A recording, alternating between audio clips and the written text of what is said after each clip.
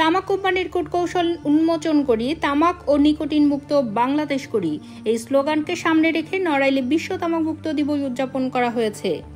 দিবসটি পালন উপলক্ষে শনিবার 31 মে সকালে জেলা প্রশাসকের অফিস চত্বর থেকে একটি র্যালি বের হয়। শহরের প্রধান সড়ক প্রদক্ষিণ শেষে পুনরায় একই স্থানে এসে শেষ হয়। পরে জেলা প্রশাসকের সম্মেলন কক্ষে আলোচনা সভার আয়োজন করা হয়।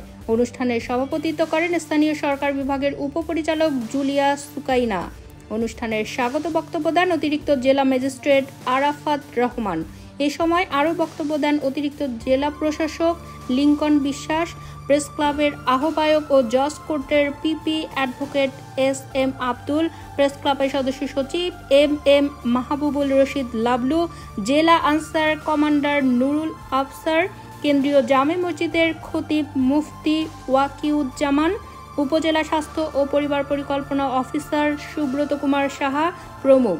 আলোচনা সভা শেষে মাদক বিরোধী রচনা প্রতিযোগিতায় বিজয়ী ও শিক্ষার্থীকে পুরস্কার বিতরণ করা হয়।